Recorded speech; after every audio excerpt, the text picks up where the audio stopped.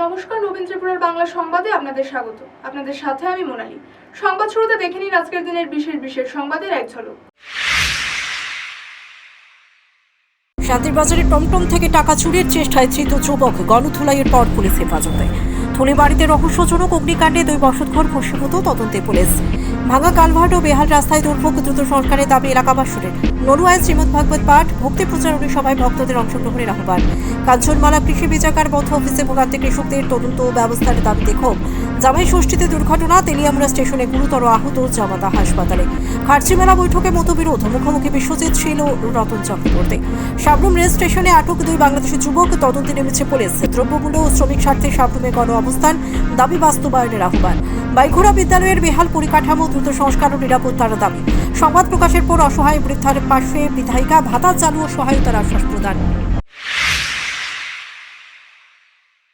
জামাই ষষ্ঠীতে শ্বশুরবাড়ি যাওয়ার পথে তেলিয়ামুড়া স্টেশনে দুর্ঘটনায় গুরুতর আহত জামাতা। ট্রেন থেকে নামার সময় পা পিছলে রেলের চাকার সংস্পর্শে এসে জখম। জিবিপি হাসপাতালে স্থানান্তর করা হয়েছে।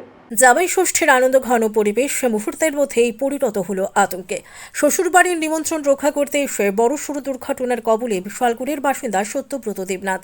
রবিবার তেলিয়ামুড়া রেল স্টেশনে ট্রেন থেকে নামার সময় পা পিছলে রেলের চাকার সংস্পর্শে এসে গুরুতরভাবে আহত হন তিনি। জানা যায়, জামাই ষষ্ঠী উপলক্ষে শ্বশুরবাড়িতে যাওয়ার উদ্দেশ্যে আগরতলা থেকে ধর্মনগরগামী ট্রেনে যাত্রা করছিলেন তিনি।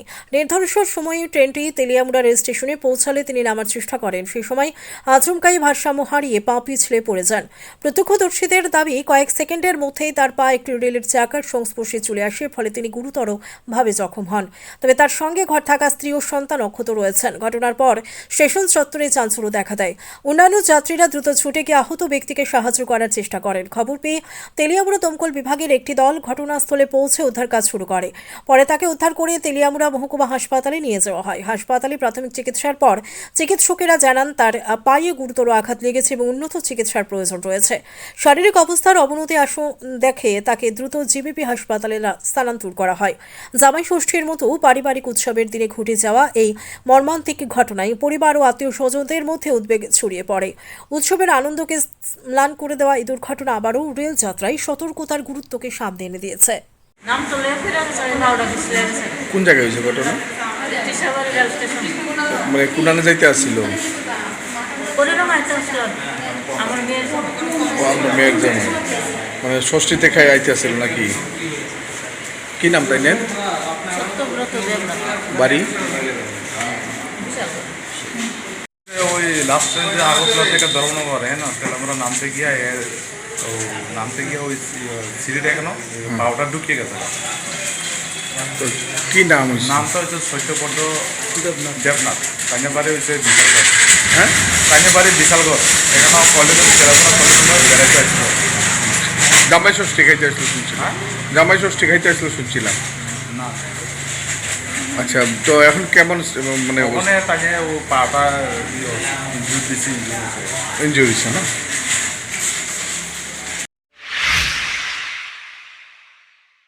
কাঠালিয়ায় থলিবাড়ি এডিসি ভিলেজে রহস্যজনক অগ্নিকাণ্ডে 2টি বসতঘর পুড়ে ছাই।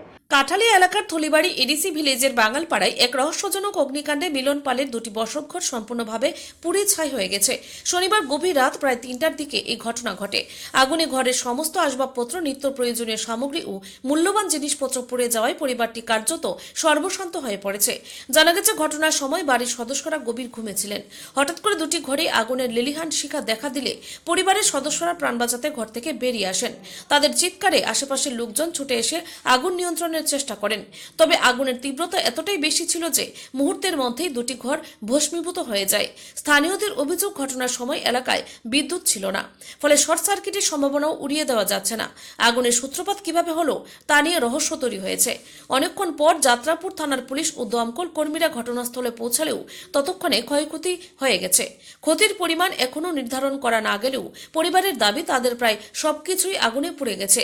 নতুন করে ঘর নির্মাণ না হওয়া পর্যন্ত পরিবারের সদস্যদের খোলা আকাশের নিচে বা আত্মীয় স্বজনের বাড়িতে আশ্রয় নিতে হবে। ঘটনার প্রকৃত কারণ জানতে পুলিশ তদন্ত শুরু করেছে। স্থানীয়দের মধ্যেও এই ঘটনাকে ঘিরে নানা প্রশ্ন ও জল্পনা তৈরি হয়েছে। ব্যুরো রিপোর্ট, নবীন ত্রিপুরা। সারাদিনের ক্লান্তির পরে আপনার শরীর আর মনকে দিন সম্পূর্ণ প্রিমিয়াম রিল্যাক্সেশনের অসাধারণ অভিজ্ঞতা। আমাদের সরকারি লাইসেন্সপ্রাপ্ত স্পাতে পাবেন সম্পূর্ণ নিরাপদ, শান্ত এবং অত্যন্ত প্রফেশনাল প্রিমিয়াম সার্ভিস প্রতিদিন। এখানে আপনি নিজের পছন্দ অনুযায়ী অভিজ্ঞ এবং অত্যন্ত প্রফেশনাল থেরাপিস্ট খুব সহজেই নির্বাচন করতে পারবেন। কোনো রকম ওয়েটিং ছাড়াই সঙ্গেই পাচ্ছেন অত্যন্ত প্রফেশনাল এবং সম্পূর্ণ প্রিমিয়াম স্পা সার্ভিস আমাদের এখানে। মাত্র কয়েক মিনিটের মধ্যেই অনুভব করবেন সম্পূর্ণ রিল্যাক্সেশন এবং শরীর জুড়ে এক অসাধারণ ফ্রেশ প্রিমিয়াম অনুভূতি। এসি এবং নন এসি উভয় ধরনের অত্যন্ত আরামদায়ক রুম রয়েছে আপনার সম্পূর্ণ কমফোর্ট এবং সুবিধার জন্য।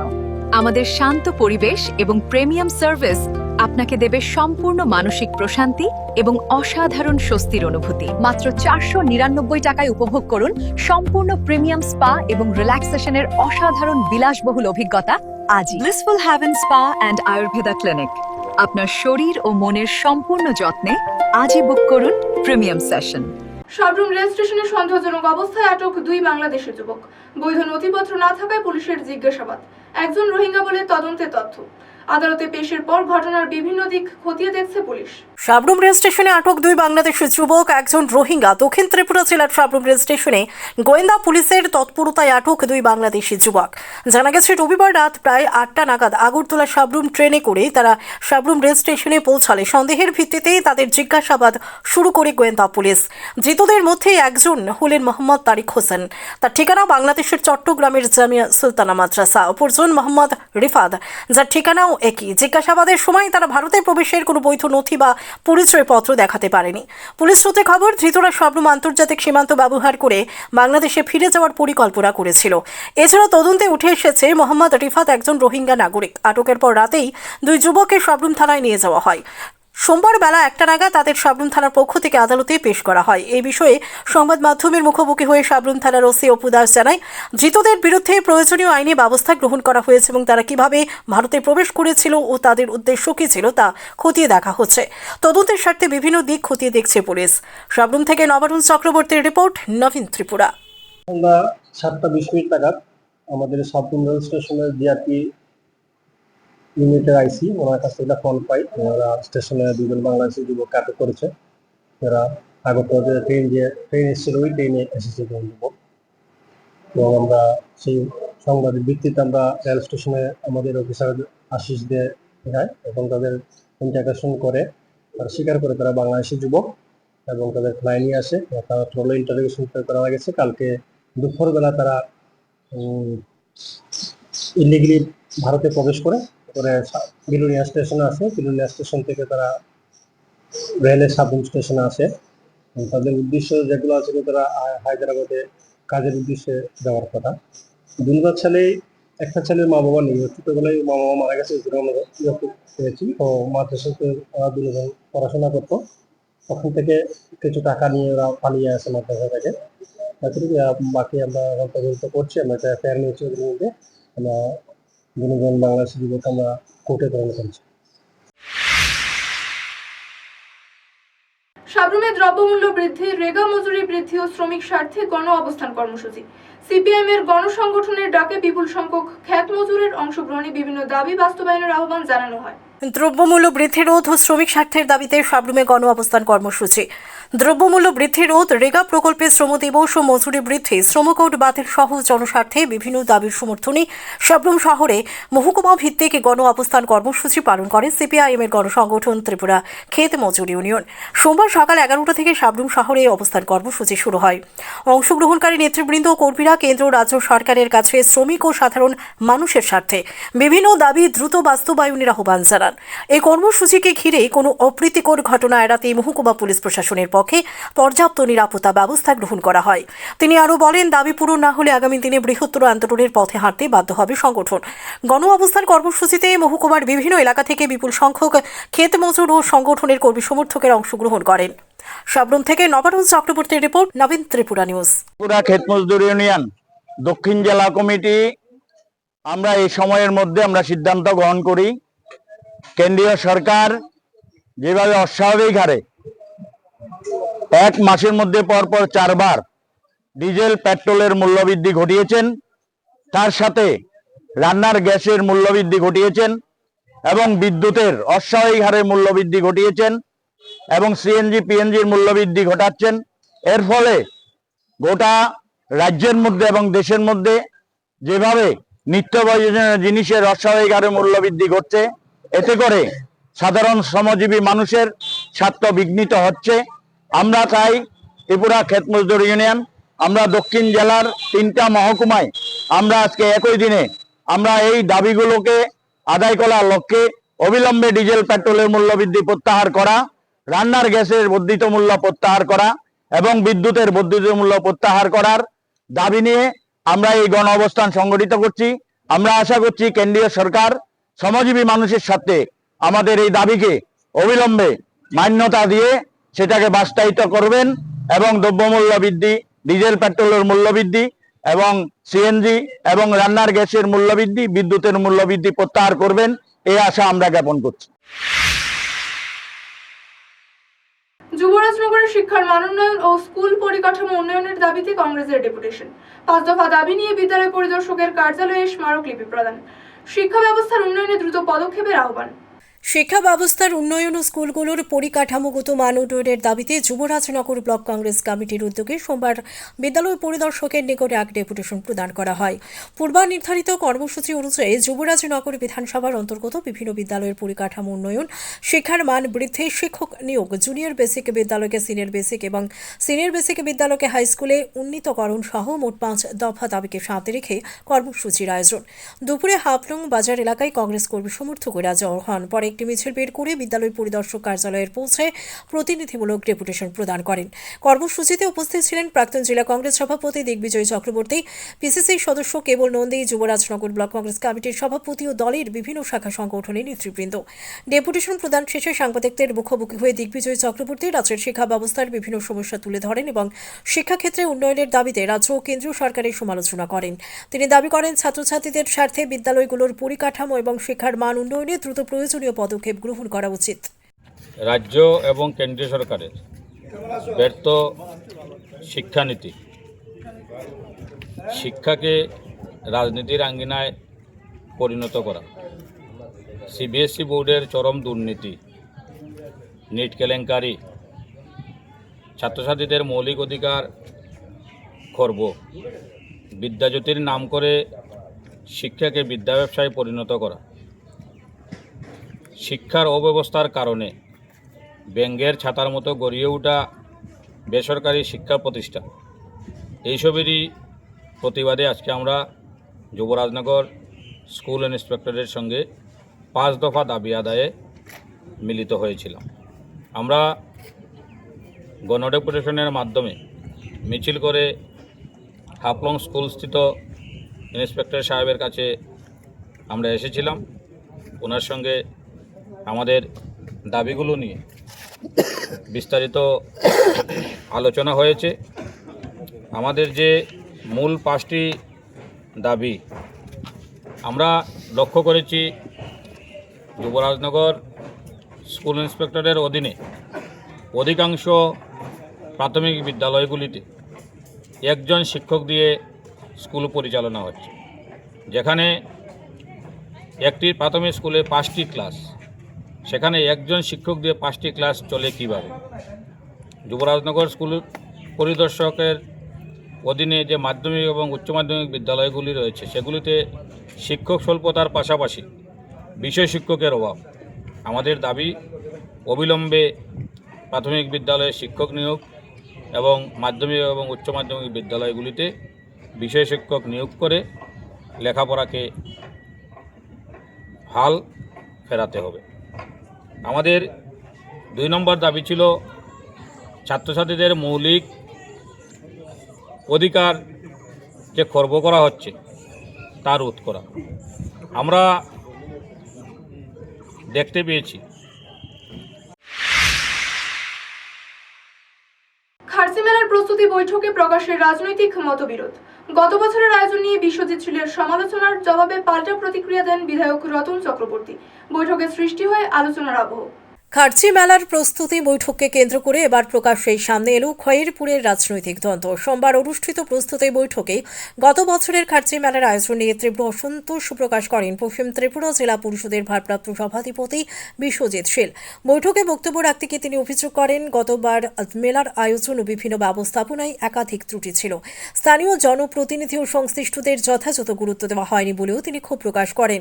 তাঁর বক্তব্যে মেলার সার্বিক পরিচালনা নিয়ে প্রশ্ন ওঠে। বিশ্বজিৎ শীলের এই মন্তব্যের পরই পাল্টা জবাব দেন খয়েরপুরের বিধায়ক রতন চক্রবর্তী। তিনি জানান, খার্চি মেলা রাজ্যের অন্যতম ঐতিহ্যবাহী উৎসব এবং গত বছরের আয়োজন সফলভাবে সম্পূর্ণ হয়েছিল।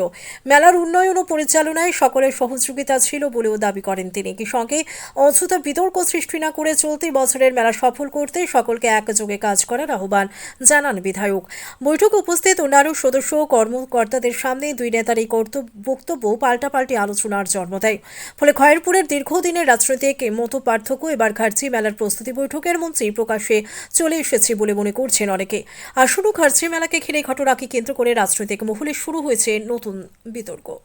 এটা হচ্ছে 2026-এর আমাদের খার্চি পুজো মেলা প্রদর্শনী, যেটা প্রত্যেক বছরই হয়। মাঝখানে শুধু কোভিডের জন্য যেটা বন্ধ ছিল 1 বছর, আর সেটা উপলক্ষেই আজকে প্রস্তুতি মিটিং এখানে হয়েছে। বিভিন্ন লাইন ডিপার্টমেন্ট, প্রশাসনের সব স্তরের সবাই আমরা বিস্তারিত আলাপ আলোচনা করেছি এটাকে সাকসেস কীভাবে করা যায়, এবং সেইভাবে আমরা নতুন নতুন আঙ্গিকে প্রত্যেক বছরই আমরা সাজাই এটাকে। এবং আগে বিশেষ করে 2018-র আগে যেই মেজাজ, যেই চিন্তা বা যেই চেতনা নিয়ে এটা হতো, এটা সম্পূর্ণভাবে বদলে দিয়েছি আমরা। এটা এই কমিটমেন্টটা মানুষের প্রতি, সাধু সন্তদের প্রতি এবং এলাকার রাজ্যের গর্বের প্রতি সমস্ত দিকে আমরা কমিটমেন্ট রেখে বিশেষ করে এই পুজোটা সারা ভারতবর্ষের একটা মাত্রা, উচ্চ মাত্রায় নিয়ে যাওয়া হয়েছে। আপনারা জানেন যে এটাতে প্রত্যেক বছর এই আমরা আসার পর থেকে প্রধানমন্ত্রী, মাননীয় স্বরাষ্ট্রমন্ত্রী এবং ট্যুরিজম মিনিস্টার সবাই এটা শুভেচ্ছা এবং অভিনন্দন জানান, এবং রাষ্ট্রপতির কাছ থেকেও এসছে। তো তারপরে একটা আপনারা দেখেছেন যে 26শে জানুয়ারির যে প্রজাতন্ত্র দিবসে যেটা হয়েছে দিল্লিতে, যে ট্যাবলু হয়েছে, সেখানে ত্রিপুরার যে চতুর্দশ দেবতার যে পুজো এবং সেটাকে ডিসপ্লে করা হয়েছিল এবং সেটা সেকেন্ড প্রাইজ পেয়েছে।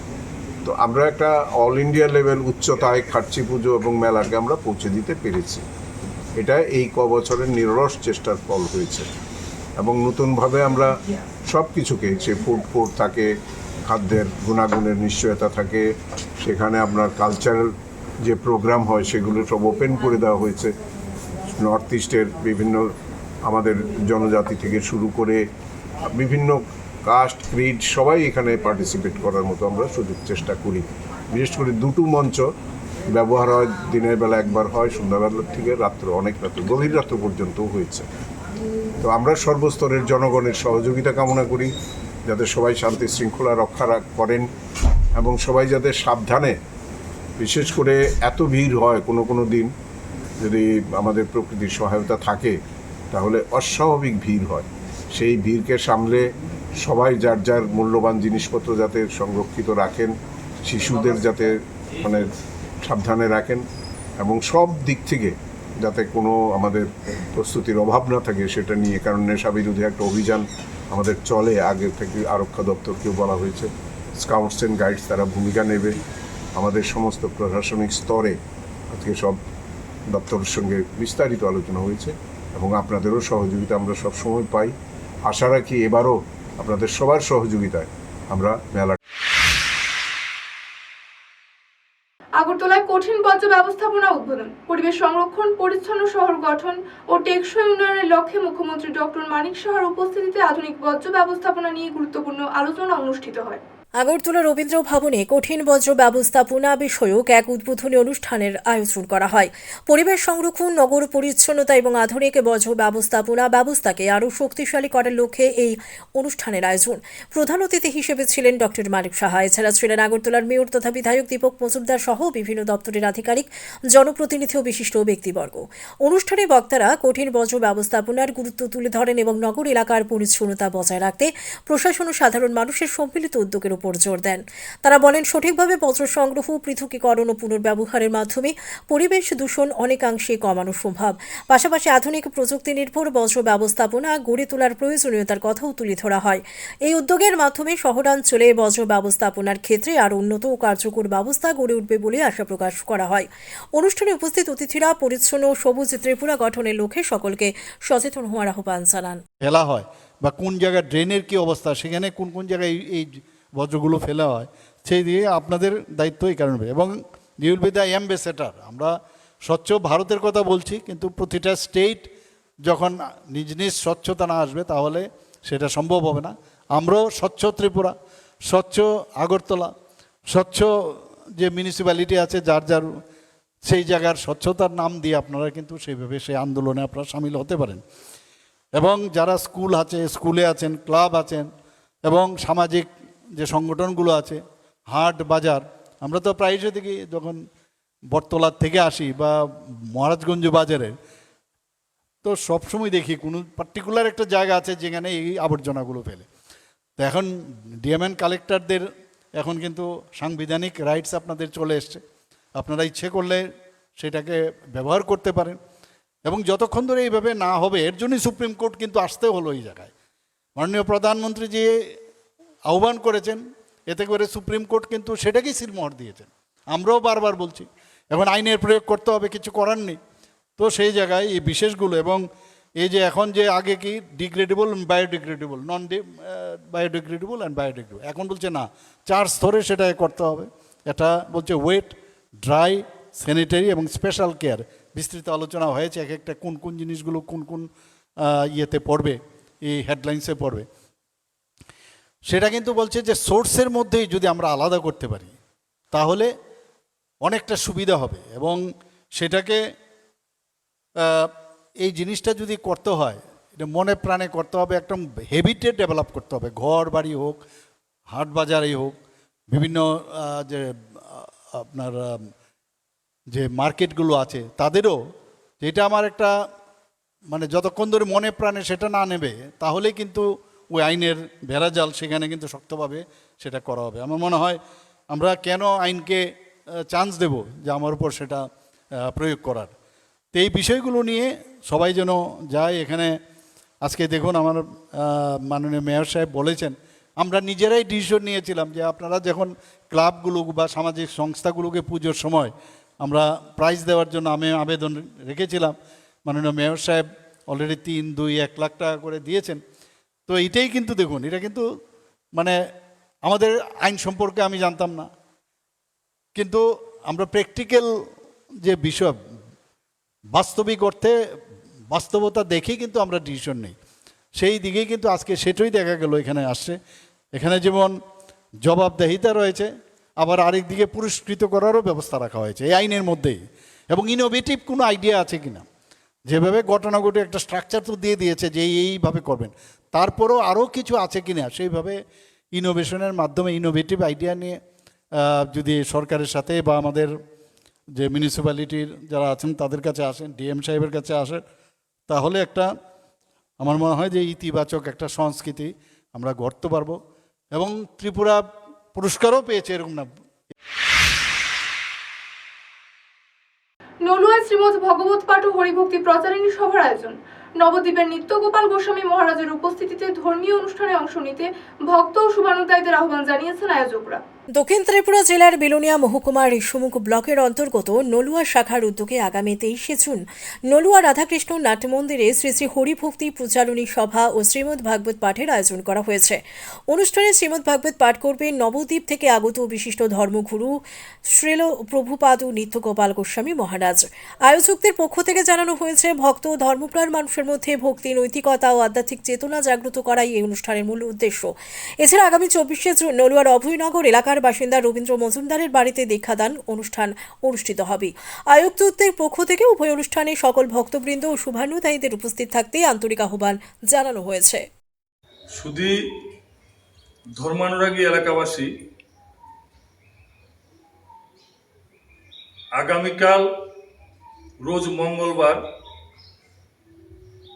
23শে জুন বিলোনিয়া মহকুমার নলুয়া নাট মন্দির প্রাঙ্গণে শ্রী শ্রী হরিভক্তি প্রচারিণী সভা নলুয়া শাখার উদ্যোগে এক শ্রীমৎ ভাগবত পাঠের আয়োজন করা হয়েছে। উক্ত ভাগবত পাঠ পরিবেশন করবেন শ্রীরাম নবদ্বীপ হইতে আগত নিত্যানন্দ বংশাবতংশ পাঠক সম্রাট প্রভুপাদ শ্রীল নিত্যগোপাল গোস্বামী। 24শে জুন রোজ বুধবার প্রভুপাদ অভয়নগর নিবাসী শ্রীযুক্ত রবীন্দ্র মজুমদারের বাসভবনে দীক্ষাদান করিবেন। তাই উক্ত অনুষ্ঠানগুলিতে সকল ভক্তবৃন্দের উপস্থিতি একান্তভাবে কামনা করি। ইতি নিবেদক শ্রী শ্রী হরিভক্তি প্রচারিণী সভা নলুয়া শাখা।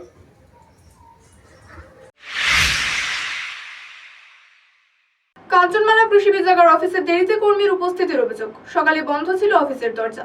ভোগান্তিতে কৃষকরা। অনিয়মের তদন্ত ও দায়ীদের বিরুদ্ধে ব্যবস্থা নেওয়ার দাবি উঠেছে এলাকায়। পশ্চিম ত্রিপুরার কাঞ্চনমালা বাজার সংলগ্ন কৃষি বিভাগের অফিসে সরকারি কর্মচারীদের দায়িত্বজ্ঞানহীনতার অভিযোগে ক্ষোভ প্রকাশ করেছেন স্থানীয় কৃষকরা। সরকারি নির্দেশ অনুযায়ী সকাল 9:30 থেকে বিকেল 5:30 পর্যন্ত অফিস খোলা থাকার কথা থাকলেও সোমবার বেলা 11:15 পর্যন্ত অফিসের দরজা বন্ধ ছিল বলে অভিযোগ।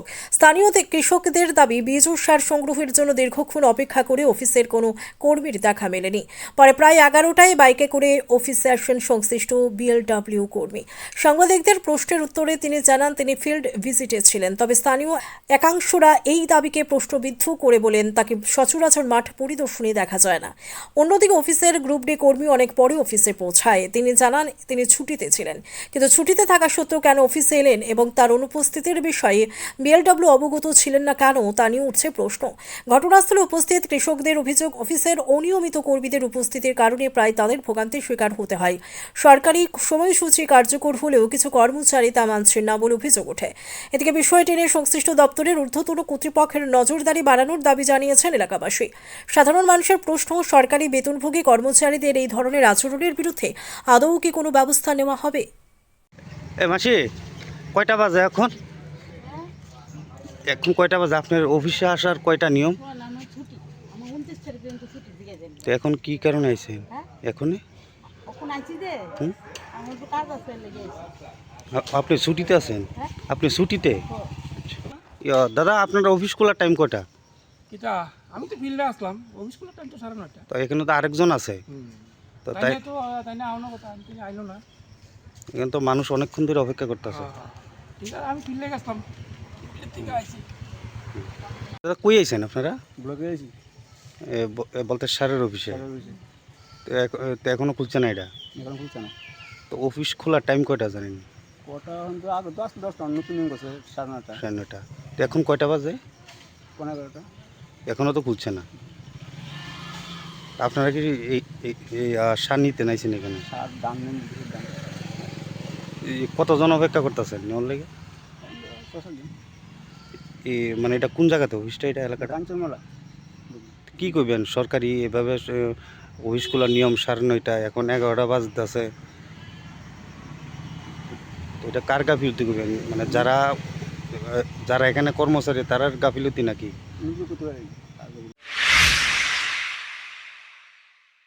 মান্দার দীনবন্ধু নগরে ভাঙা কালভার্ট ও বেহাল রাস্তার দুর্ভোগ। 5 বছরেও সংস্কার না হওয়ায় চরম সমস্যা এলাকাবাসী। রাস্তা, কালভার্ট ও পানীয় জলের দাবিতে ক্ষোভ প্রকাশ করে দ্রুত ব্যবস্থা চাইলেন।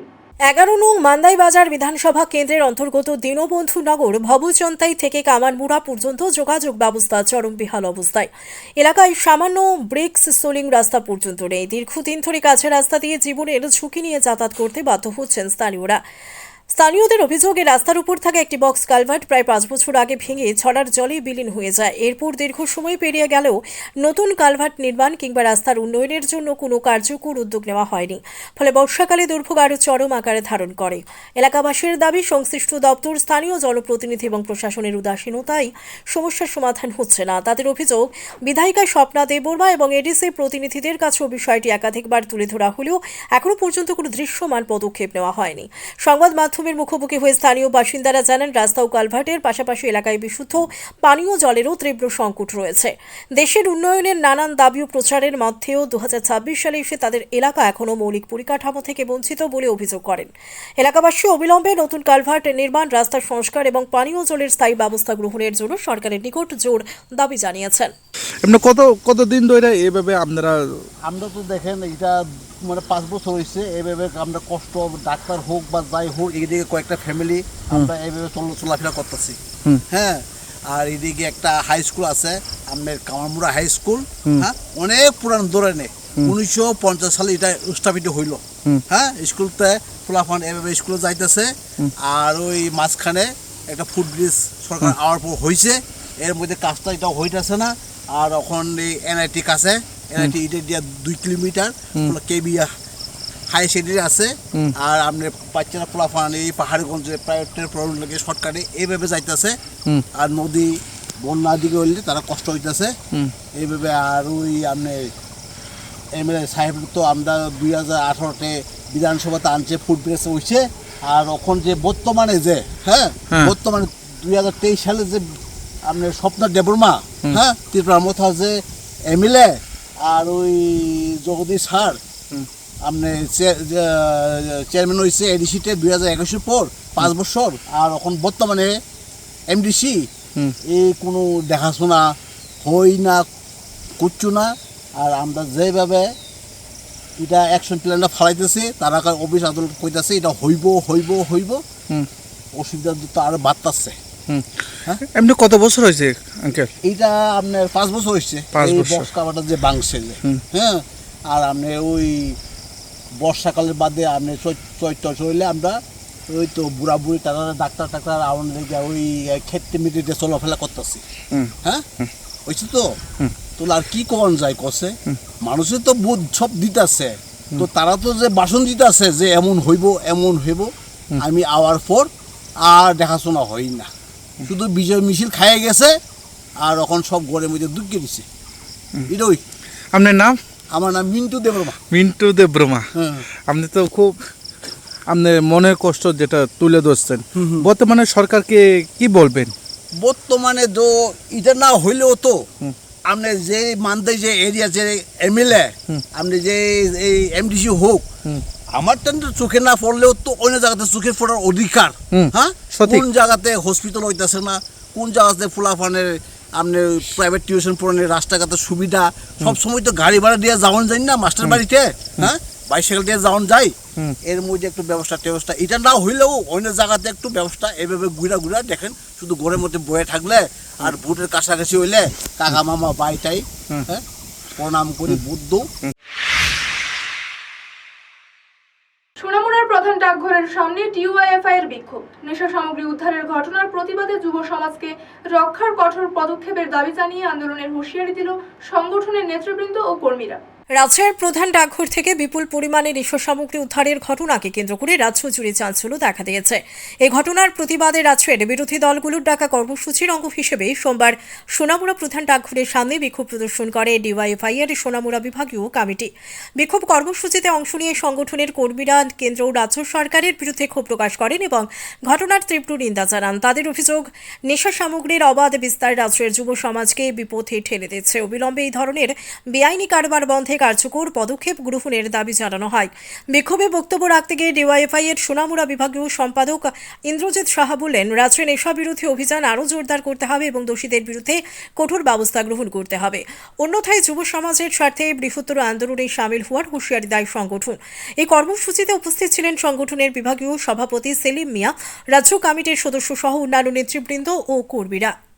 জানেন যে আমাদের ত্রিপুরা রাজ্য আজ নেশার করিডোরে পরিণত হয়েছে, কারণ আমরা দেখছি যে আমাদের রাজ্যে পোস্ট অফিসের মাধ্যমে যেখানে বেকার যুবকের সরকারি চাকরির অফার এবং রাজ্যে পোস্ট অফিসের মাধ্যমে মানুষের বিভিন্ন তথ্য সামগ্রী আসে, আর আমরা আজকে বিজেপির শাসনকালে আমরা দেখছি পোস্ট অফিসের মাধ্যমে বেকারের কাজের বদলে ফেন্সিডিলের ক্রক্সের বোতল, ইয়াব্বা ট্যাবলেটের প্যাকেট পোস্ট অফিসের মাধ্যমে সরবরাহ করছেন। এটা এই দপ্তরটা কার? কেন্দ্রের বিজেপি সরকারের নরেন্দ্র মোদীর নেতৃত্বাধীন এই পোস্ট অফিস ডাকঘর। আর এই ডাকঘরের মধ্য দিয়ে এখন বিজেপি নেশার সাম্রাজ্য কায়েম করার জন্য গোটা রাজ্য তৈরি করবার চেষ্টা করছেন।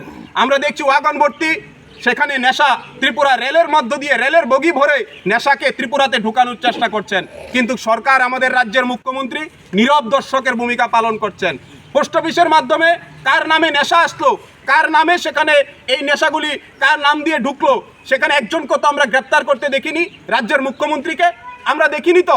এইতে রেল ভর্তি, ওয়াগন ভর্তি যখন নেশা আসলো ত্রিপুরাতে, একজনকে গ্রেপ্তার করতে আমরা দেখিনি। তাহলে পরে এই রাজ্যের স্বরাষ্ট্র দপ্তর, এই রাজ্যের মুখ্যমন্ত্রী, এই রাজ্যের সরকারটা কাদের স্বার্থ রক্ষা করছেন? নেশা দিয়ে একের পর এক প্রজন্মকে শেষ করে দিচ্ছে। আমরা এর বিরুদ্ধে গোটা রাজ্যে বামপন্থী যুব সংগঠন, বামপন্থী গণসংগঠনগুলি আমরা আওয়াজ তুলছি, কারণ মানুষকে বাঁচানোর জন্য আমাদের লড়াই। কারণ আমরা মনে করি মানুষ বাঁচানোর জন্য, মানুষকে শেষ করার জন্য বিজেপি যখন হাতে নিয়েছে, আমরা মানুষকে বাঁচানোর জন্য, প্রজন্মকে, তরুণ প্রজন্মকে বাঁচানোর জন্য আমরা কর্মসূচি হাতে নিয়েছি। আমরা গোর্খা বস্তিতে প্রাণী সম্পদ বিকাশ দপ্তরের পর্যালোচনা বৈঠক অনুষ্ঠিত। মন্ত্রী সুধাংশু দাসের উপস্থিতিতে প্রকল্প পর্যালোচনার পাশাপাশি নবনির্মিত কক্ষের উদ্বোধন করা হয়। উন্নয়নমূলক কর্মসূচি নিয়ে বিস্তারিত আলোচনা হয়। আগরতলার গোর্খা বস্তিস্থিত প্রাণী সম্পদ বিকাশ দপ্তরের কার্যালয়ে সোমবার দপ্তরের এক গুরুত্বপূর্ণ আলোচনা বৈঠক অনুষ্ঠিত হয়। বৈঠকে উপস্থিত ছিলেন রাজ্যের প্রাণী সম্পদ বিকাশ মন্ত্রী সুধাংশু দাস, দপ্তরের সচিব দীপা ডি নারায়ণ সহ অন্যান্য ঊর্ধ্বতন আধিকারিকরা।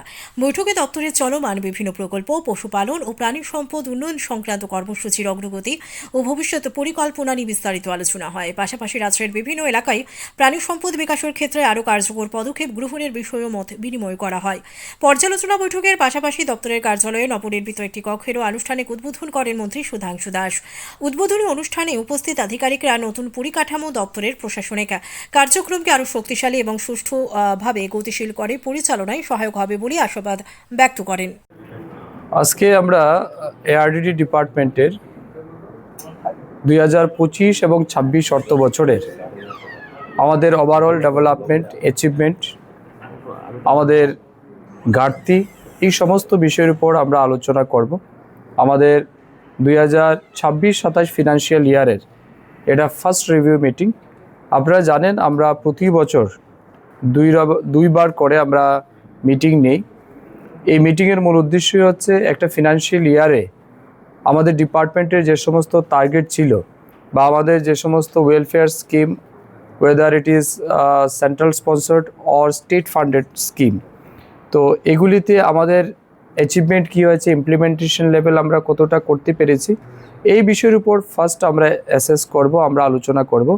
তারপর আমাদের এই যে current financial year, that is 2026 and 27, এই অর্থ বছরে আমাদের বাজেট বরাদ্দ যেটা রয়েছে এবং সেন্ট্রাল থেকে আমরা কি ফান্ড পেয়েছি বিভিন্ন ওয়েলফেয়ার স্কিমে, আমাদের রাজ্যের কী কী স্কিম আছে, এগুলিকে কত দ্রুত মানুষের কাছে পৌঁছে দেওয়া যায়, এই বিষয়ে আমাদের একটা রোডম্যাপ তৈরি হবে, আলোচনা হবে। এটা আমাদের প্রতি বছর টার্গেট থাকে যাতে আমরা যে টাকা পাই, whether from state fund or central fund, এটা যেন আমরা প্রপারলি ইমপ্লিমেন্টেশন করতে পারি সময়ের মধ্যে, এটাই আমাদের মূল উদ্দেশ্য থাকে। তার সাথে সাথে আপনারা আজকে দেখেছেন আমাদের এই বিল্ডিংয়ের উপরে আমরা ভার্টিক্যাল এক্সটেনশন করেছিলাম, সেটারও আমরা ইনোগ্রেট করেছি। সেখানে বিভিন্ন অফিসের আমাদের যেগুলি কাজ রয়েছে এগুলিকে আমরা এক্সটেন্ডেড সেখানে করছি। ট্রান্সপোর্ট যে সমস্ত কাজ রয়েছে সেখানেও আমরা নিয়ে গেছি আমাদের কাজের সুবিধার্থে, তো সেটাও আমরা ইনোগ্রেশন করেছি। সব মিলিয়ে আমাদের দায়িত্ব এবং আমাদের লক্ষ্য এই রাজ্যে প্রাণী সম্পদ বিকাশ দপ্তরের মাধ্যমে বেশি থেকে বেশি মানুষের কাছে সুবিধা পৌঁছে দেওয়া এবং আমাদের যারা এমপ্লয়ি রয়েছেন, আমাদের যারা অফিসার রয়েছেন, তারাও যেন নিজেদের রেসপন্সিবিলিটি, অ্যাকাউন্টেবিলিটি ফিক্সড করে আমরা কাজ করতে পারি, যাতে করে আমাদের প্রোডাক্টিভিটি আরও বাড়াতে পারে। তো এই লক্ষ্যে আমাদের কাজ হচ্ছে এবং আমি বিশ্বাস করি, এবং গত বছর যদিও আমরা অ্যাসেস করব কিছুক্ষণ পরে, 2025-26 অর্থ বছরের যদি আমরা অ্যাচিভমেন্ট দেখি, আমি অলরেডি দেখেছি বা কথা হয়েছে, আমরা কিন্তু অলমোস্ট। সংবাদ প্রকাশের পর অসহায় বৃদ্ধার পাশে বিধায়িকা কল্যাণী সাহারা, নিত্য প্রয়োজনীয় সামগ্রী ও আর্থিক সহায়তা প্রদান। সংবাদ মাধ্যমে প্রকাশিত অসহায় বৃদ্ধা সান্ত্বনা বালা দাসের দুর্দশার খবরের পর তার পাশে দাঁড়ালেন কল্যাণী সাহারায়। সোমবার তেলিয়ামুড়া পুর পরিষদের 15 নম্বর ওয়ার্ডের গামাইবাড়ি এলাকায় বৃদ্ধার বাড়ি থেকে তার খোঁজ খবর নেন বিধায়িকা। জানা যায়, বার্ধক্যের ভারে নুয়ে পড়া শান্তনা বালাদাস দীর্ঘদিন ধরে একাকী জীবনযাপন করছেন। তার একমাত্র আর্থিক ভরসা বৃদ্ধ ভাতাও কিছুদিন ধরে বন্ধ রয়েছে। বিষয়টি সংবাদ মাধ্যমে প্রকাশিত হবার পর তা বিধায়িকার নজরে আসে। বাড়িতে গিয়ে বিধায়িকা বৃদ্ধার সঙ্গে কথা বলেন এবং তার হাতে নিত্য প্রয়োজনীয় সামগ্রী ও নগদ আর্থিক সাহায্য তুলে দেন। তিনি জানান, কোনো প্রশাসনিক কারণে সাময়িকভাবে ভাতা বন্ধ রয়েছে, দ্রুত তা পুনরায় চালুর জন্য উদ্যোগ নেওয়া হবে। পাশাপাশি আগামী কয়েকদিনের মধ্যে বৃদ্ধার জন্য বিদ্যুৎ সংযোগ, বাসযোগ্য ঘর এবং শৌচালয়ের ব্যবস্থা করার আশ্বাসও দিয়েছেন তিনি। এ সময় উপস্থিত ছিলেন 15 নম্বর ওয়ার্ডের কাউন্সিলর নিতিন কুমার সাহা। তিনিও বৃদ্ধার সমস্যার কথা শুনে প্রয়োজনীয় সহযোগিতার আশ্বাস দেন। এই একই এলাকার আরও এক স্বামীহারা অসহায় বৃদ্ধার বাড়িতেও যান বিধায়িকা এবং তার খোঁজখবর নিয়ে সাহায্যের হাত বাড়িয়ে দেন। জনপ্রতিনিধির এই মানবিক উদ্যোগে এলাকাবাসীর মধ্যে সন্তুষ্টি সৃষ্টি হয়েছে।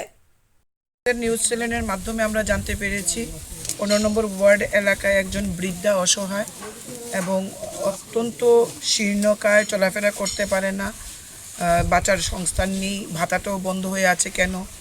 তো আপনাদের চ্যানেলের মাধ্যমে দেখে আজকে আমরা এখানে এসে আমরা জানলাম যে 2018 সালে সরকার পরিবর্তন হওয়ার পর আমরা ওনাকে ভাতা দিয়েছি এবং আমরা ওনাকে রেশন কার্ডটা বিপিএল করে দিয়েছিলাম। তো আজকে আমরা এখানে এসেছি, ভাতা কেন বন্ধ, আমি এটা রাজ্যের মাননীয় মন্ত্রী সোশ্যাল ওয়েলফেয়ার, ওনার সাথে আমার গতকালকে ডিটেলস কথা হয়েছে। সবচেয়ে বড় কথা, উনি নিজে নিউজটা দেখে আমাকে উনিও পাঠিয়েছেন।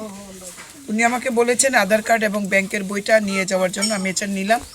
আর আজকে আমরা এখানে চাল, ডাল, তেল, মশলা, যার আগে সবজি, বিস্কিট, এগুলো সব আজকে আমরা দুটো পরিবারে, একটা ওই অসহায় বৃদ্ধা, আরেকজন অসহায় মহিলা রয়েছেন, ওনারও স্বামী নেই, দুটো পরিবারই আজকে আমরা প্রায় 1 মাসের খাদ্য সোমবার আমরা দিয়ে গেছি, শাকসবজি সব দিয়েছি। আমাদের সঙ্গে 15 নম্বর ওয়ার্ডের কাউন্সিলর নিতিন সাহা আছেন, আমাদের সংগঠনের সব লোকেরা আছে, আমাদের সঙ্গে পঞ্চায়েত সমিতির সম্মানীয় সদস্য আছেন।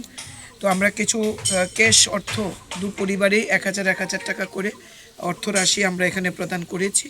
আমরা এই দুটো পরিবারের দায়িত্ব আমরা নিয়েছি। আমাদের এই কাজ আমাদের চলতে থাকবে যতদিন এরা পৃথিবীর বুকে আছেন। এদের অন্তত বেঁচে থাকার যে উপকরণগুলি দরকার সেগুলো আমরা দিয়ে যাব। আগামী কিছুদিনের মধ্যে 2টি পরিবারে আমরা টয়লেট দেব, বিদ্যুতের কানেকশান দেব এবং বিছানাপত্র যা লাগে, বেডশিট, কম্বল যা লাগে 1-2 দিনের মধ্যে এগুলো আমরা পাঠিয়ে দেব। আমাদের ছেলেরা রয়েছে এখানে, সংগঠনের ছেলেরা এই পরিবারগুলির সাথে এমনিতেই রয়েছে। ভদ্রমহিলার হাজব্যান্ডের শ্রাদ্ধ শান্তি আমাদের ছেলেরাই করেছে। আমাদের একটাই, যেটা আমরা সেবাহী সংগঠন বলি, এটা আমাদের মুখের কথা না, আমরা কাজের মাধ্যমেও দেখাই। তো এতদিন এরা এদের পাশে ছিল, এখন বাইখুড়া উচ্চ মাধ্যমিক বিদ্যালয়ে বেহাল পরিকাঠামো নিয়ে উদ্বেগ। ভগ্নপ্রায় বাউন্ডারি ওয়াল ও বিভিন্ন সমস্যায় শিক্ষার পরিবেশ ব্যাহত। দ্রুত সংস্কার ও নিরাপত্তা নিশ্চিত করার দাবি জানিয়েছেন স্থানীয় বাসিন্দারা। জুলাইবাড়ি বিধানসভা কেন্দ্রের অন্তর্গত বাইখুড়া উচ্চ মাধ্যমিক বিদ্যালয়ের পরিকাঠামোগত বেহাল অবস্থাকে কেন্দ্র করে স্থানীয়দের মধ্যে ক্ষোভ উদ্বেগ বাড়ছে। অভিযোগ, বিদ্যালয়ের বাউন্ডারি ওয়াল দীর্ঘদিন ধরে ভগ্নদশায় পড়ে রয়েছে, যে কোনো সময় তা ভেঙে পড়ে বড় দুর্ঘটনা ঘটতে পারে। স্থানীয়দের দাবি, বিদ্যালয়ের বিভিন্ন অংশ জরাজীর্ণ হয়ে পড়েছে, পর্যাপ্ত বসার ব্যবস্থার অভাব সহ নানান সময়ের মধ্যে শিক্ষার্থীদের পাঠদান চলছে। বিদ্যালয়ের সার্বিক উন্নয়নের জন্য একাধিকবার সংশ্লিষ্ট কর্তৃপক্ষ ও জনপ্রতিনিধিদের কাছে বিষয়টি জানানো হলেও এখনও দৃশ্যমান কোনো পদক্ষেপ নেওয়া হয়নি বলে অভিযোগ। জানা গেছে, বিদ্যালয়ের অবকাঠামোগত উন্নয়নের দাবিতে জুলাইবাড়ি বিদ্যালয় পরিদর্শকের পক্ষ থেকেও জেলা শিক্ষা দপ্তরের আধিকারিকের কাছে আবেদন পাঠানো হয়েছে। তবে সেই আবেদন সত্ত্বেও পরিস্থিতির কোনো পরিবর্তন হয়নি বলে দাবি স্থানীয়দের। এদিকে বিষয়টি নিয়ে রাজনৈতিক মহলেও আলোচনা শুরু হয়েছে। একাংশের অভিযোগ, এলাকার উন্নয়নমূলক কাজ প্রত্যাশিত গতিতে এগোচ্ছে না। যদিও এই অভিযোগের বিষয়ে সংশ্লিষ্ট জনপ্রতিনিধি বা প্রশাসনের কোনো প্রতিক্রিয়া পাওয়া যায়নি। স্থানীয় বাসিন্দারা দ্রুত বিদ্যালয়ের সংস্কার ও নিরাপত্তা নিশ্চিত করার দাবি জানিয়েছেন। তাদের মতে, শিক্ষার্থীদের স্বার্থে ও ভবিষ্যৎ প্রজন্মের নিরাপদ শিক্ষার পরিবেশ গড়ে তুলতে অবিলম্বে প্রয়োজনীয় পদক্ষেপ গ্রহণ করা জরুরি। সাবরুমে এসে কোথায় থাকবেন চিন্তা করছেন? আর কোনো চিন্তা নয়, স্বাচ্ছন্দ্য পরিবেশে আধুনিক সাজে সজ্জিত হয়ে আপনাকে সাদর আমন্ত্রণ জানাচ্ছে সাবরুম শহরের একেবারে প্রাণকেন্দ্রে অবস্থিত কর্মকার গেস্ট হাউস। আমাদের ঠিকানা কর্মকার গেস্ট হাউস, সাবরুম, দক্ষিণ ত্রিপুরা। মোবাইল নাম্বার 9436324020 অথবা 9612983220। 778। শিক্ষা বাঁচাও আন্দোলনে জোরদারের ডাক, শিক্ষক সংকট ও বেসরকারীকরণের বিরুদ্ধে সরব এসএফআই। সাংবাদিক সম্মেলনে শিক্ষাক্ষেত্রের নানা সমস্যা তুলে ধরে রাজ্য জুড়ে ধারাবাহিক আন্দোলনের ঘোষণা। শিক্ষক নিয়োগ ও গণতান্ত্রিক পরিবেশ নিশ্চিত করার দাবি সংগঠনের। শিক্ষাক্ষেত্রে বেসরকারীকরণ, শিক্ষক সংকট ও শিক্ষা প্রতিষ্ঠানে অগণতান্ত্রিক পরিবেশের বিরুদ্ধে রাজ্য জুড়ে আন্দোলন জোরদার করার ঘোষণা দিল এসএফআই। সোমবার আয়োজিত এক সাংবাদিক সম্মেলনে বক্তব্য রাখতে গিয়ে সংগঠনের সর্বভারতীয় সাধারণ সম্পাদক সৃজন ভট্টাচার্য, পশ্চিমবঙ্গ রাজ্য সম্পাদক দেবাঞ্জন দেব, ত্রিপুরা রাজ্য সম্পাদক সৃজন দেব এবং রাজ্য সভাপতি প্রীতম শীল উপস্থিত ছিলেন। সৃজন ভট্টাচার্য অভিযোগ করেন, এবিভিপির নাম করে যুব মোর্চার গুন্ডামি চালানো হচ্ছে এবং এসএফআই কর্মীদের উপর হামলা হচ্ছে। তিনি বলেন, ছাত্রদের শেখার অধিকার, মত প্রকাশের অধিকার ও বিনামূল্যে শিক্ষার সুযোগ ক্রমশ সংকুচিত করা হচ্ছে। নিট, ইউজি সহ বিভিন্ন শিক্ষা সংক্রান্ত ইস্যুতে কেন্দ্রীয় সরকারের সমালোচনা করে তিনি কেন্দ্রীয় শিক্ষামন্ত্রী ধর্মেন্দ্র প্রধানের নৈতিক দায় স্বীকার করে পদত্যাগের দাবি জানান। ত্রিপুরার শিক্ষা ব্যবস্থা প্রসঙ্গে তিনি বলেন, একসময় স্কুল শিক্ষার প্রসার ঘটলেও বর্তমানে বহু শিক্ষা প্রতিষ্ঠান শিক্ষক সংকটে ভুগছে। তার দাবি, রাজ্যের 360টি স্কুলে মাত্র একজন করে শিক্ষক রয়েছেন। স্কুল বাঁচাও কর্মসূচিকে ত্রিপুরার প্রেক্ষাপটে অত্যন্ত গুরুত্বপূর্ণ বলে উল্লেখ করেন তিনি। পাশাপাশি সরকারি শিক্ষার সুযোগ সকলের কাছে পৌঁছে দিতেই কার্যকর উদ্যোগ নেওয়ার আহ্বান জানান। ত্রিপুরা রাজ্য সম্পাদক সৃজন দেব জানিয়েছেন, আগামী 2 মাস ধরে মহকুমা ও জেলা সদরগুলিতে ধারাবাহিক কর্মসূচি সংঘটিত করা হবে। পর্যাপ্ত শিক্ষক নিয়োগ, শিক্ষার বেসরকারীকরণের বিরোধিতা, শিক্ষা প্রতিষ্ঠানের নিরাপত্তা ব্যবস্থা জোরদার করা এবং সাংগঠনিক শক্তি বৃদ্ধির লক্ষ্যে আন্দোলন গড়ে তোলা হবে। বেসরকারি বিশ্ববিদ্যালয় বিলের বিরুদ্ধেও জনমত সংগঠনের কথা জানিয়েছেন তিনি। বিজেপি সরকার তৈরি হওয়ার পরে লেখাপড়াকে আরো তলানিতে নিয়ে যাওয়ার বন্দোবস্ত করা হচ্ছে। তারই একটা দীর্ঘমেয়াদী ফলাফল আমরা ত্রিপুরাতে দেখতে পাচ্ছি। বাংলাতেও ঠিক এই ত্রিপুরাতেও যে মডেল অনুসরণ করেছে বিজেপি সরকার, প্রাইভেটাইজেশন, ব্যাপকভাবে সরকারি শিক্ষায় খরচ কমিয়ে বেসরকারি শিক্ষা ব্যবস্থার আনাগোনা, তারা একটা বাজার দখল করার উপায় বের করেছে। ঠিক একই রকমভাবে বাংলাতেও আজকে আমি এখানে আছি, খানিকক্ষণ আগে বাজেট পেশ হয়েছে। বিজেপি সরকারের বাজেট বেঙ্গলকেও একই রকম প্রাইভেটাইজেশনের দিকে টেনে নিয়ে যাওয়ার মতন একটা বাজেট পেশ করা হয়েছে। সরকারি শিক্ষা খাতে, সরকারি স্কুল শিক্ষার ক্ষেত্রে, উচ্চশিক্ষার ক্ষেত্রে, স্কলারশিপের ক্ষেত্রে কোনো রকম কোনো ইতিবাচক পদক্ষেপ সরকারি বাজেটে নজরে পড়েনি। উল্টে এটা বোঝা যাচ্ছে, ঠিক ত্রিপুরাতে যেভাবে গত কয়েক বছর ধরে একটা বড় অংশের ছাত্রছাত্রী গরিব অথচ মেধাবী মধ্যবিত্ত বাড়ির ছেলে মেয়ে, তাদেরকে যেভাবে লেখাপড়ার আঙিনা থেকে দূরে সরিয়ে দেওয়া হয়েছে, একই রকমভাবে বাংলায় এমনিতেও গত 15 বছর ধরে এটা একটা প্রক্রিয়ার মধ্যে আছে যে লেখাপড়াকে অপ্রাসঙ্গিক করে তোলা হয়েছে। ছেলেমেয়েরা মাধ্যমিক, উচ্চ মাধ্যমিক পরীক্ষা দেওয়ার পরে, পাশ করবার পরে আর লেখাপড়ার প্রতি, উচ্চশিক্ষার প্রতি আগ্রহ প্রদর্শন করছে না।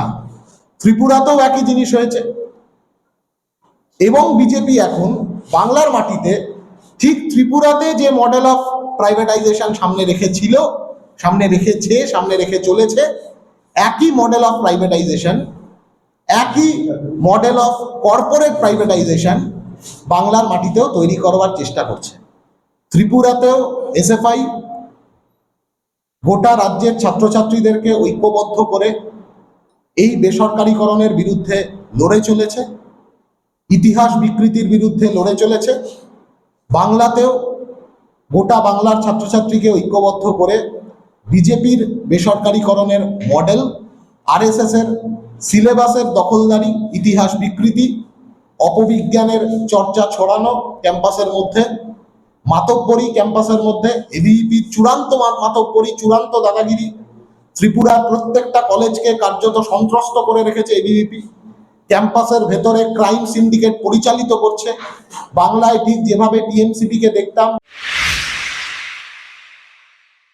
শান্তির বাজারে একই দিনে দ্বিতীয় চুরির চেষ্টা ব্যর্থ।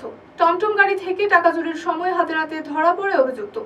উত্তেজিত জনতার হাতে মারধরের পর পুলিশ হেফাজতে নিয়ে তদন্ত শুরু করেছে।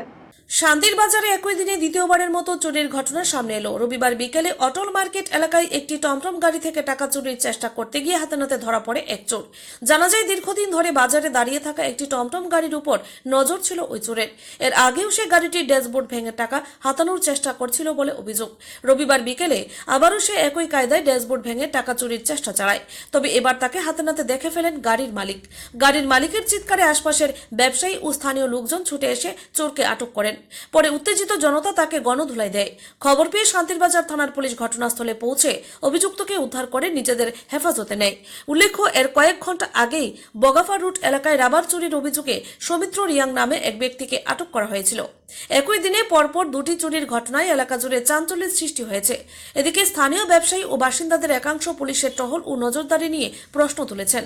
তাদের দাবি, বাজার এলাকায় নিরাপত্তা ব্যবস্থা আরও জোরদার করা প্রয়োজন, যাতে এ ধরনের চুরির ঘটনা রোধ করা যায়। ঘটনার তদন্ত শুরু করেছে শান্তিরবাজার থানার পুলিশ। ব্যুরো রিপোর্ট, নবীন ত্রিপুরা। নাম কিটা তোর? হ্যাঁ, বাড়ি ওখানে কি লেগে ধরছে তোরে? ওখানে ওই অটো বলে লক হয়েছে। মানুষে মারছেনি তোরে? কি লেগে মারছে? কিটা ওটা থেকে কিটা চুরি করতে লাগছিলি? কিছু চুরি করছি না। কিছু চুরি করছিস না? ওই গাড়ি বলে লক।